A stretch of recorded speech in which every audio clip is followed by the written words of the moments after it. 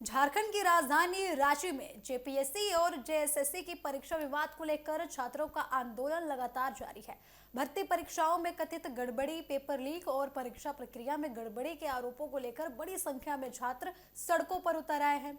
अब इस आंदोलन ने राजनीतिक रंग भी लेना शुरू कर दिया है। सरकार और प्रदर्शनकारी छात्रों के बीच बातचीत की कोशिश लगातार तेज हो रही है, लेकिन दोनों पक्ष अपनी अपनी मांगों पर कायम है। आंदोलन के बीच झारखंड सरकार की ओर से छात्रों से बातचीत की पहल की गई। रांची के एसडीएम बुधवार को धरना स्थल पर पहुंचे और प्रदर्शन कर रहे छात्रों से मुलाकात की। उन्होंने छात्रों से अपील की कि वे अपना एक प्रतिनिधिमंडल बनाकर सरकार से बातचीत करें।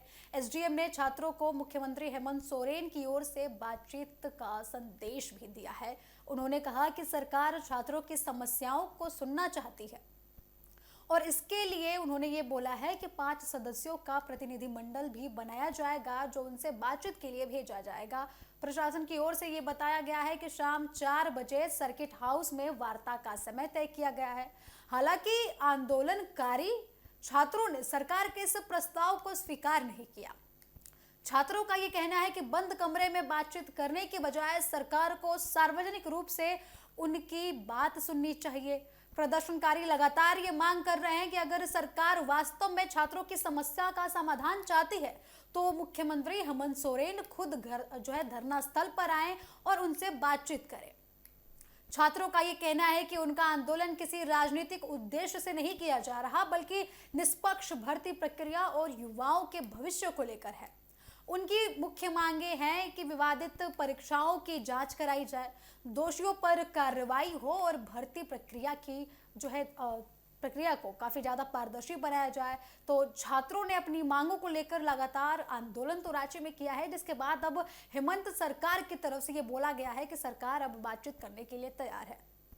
आपको बता दें कि जेपीएससी और जेएसएससी परीक्षाओं को लेकर छात्रों में लंबे समय से नाराजगी देखने को मिल रही है। छात्रों का बार बार ये आरोप निकलकर सामने आता है कि जो भी भरोसा परीक्षा सिस्टम पे वो करना चाहते हैं, वो सिस्टम पूरा नहीं कर पाता। उनका कहना है कि मेहनत करने वाले अभ्यर्थियों के साथ अन्याय हर साल होता है। इधर बात करें कि इस पूरे मामले पर राजनीतिक गलियारों में भी काफी ज्यादा हलचल देखने को मिली है। विपक्षी दल सरकार को घेरने की पूरी तैयारी कर रहे हैं। नेता प्रतिपक्ष बाबूलाल मरांडी के नेतृत्व में एनडीए नेताओं ने भी आंदोलन कर रहे छात्रों से मुलाकात करने का फैसला किया।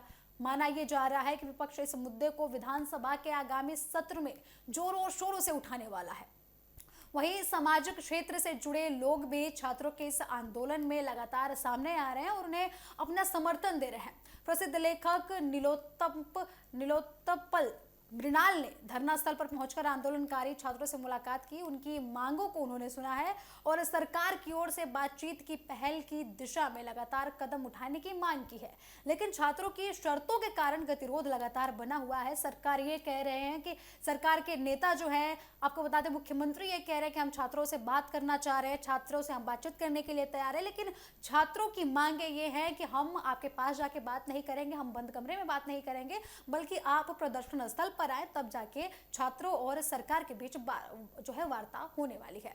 अब प्रशासन लगातार कोशिश कर रहा है कि छात्रों और सरकार के बीच संवाद स्थापित हो सके, लेकिन जैसा कि आपने सुना कि लगातार छात्र हर बात को अस्वीकार कर रहे हैं और बार बार उनकी एक ही मांग है कि अगर सरकार को हमसे बात करनी है तो सरकार खुद धरना स्थल पर आए। अब सबसे बड़ा सवाल यही है कि क्या सरकार और छात्रों के बीच बातचीत से कोई रास्ता निकलेगा या फिर आंदोलन और भी तेज होता जाएगा। मुख्यमंत्री हेमंत सोरेन सरकार के लिए ये मामला काफी बड़ी चुनौती बनता जा रहा है, क्योंकि एक तरफ छात्र अपनी मांगों पर अड़े हुए हैं, वहीं दूसरी तरफ विपक्ष इस मुद्दे को राजनीतिक हथियार बनाने की पूरी तैयारी में है।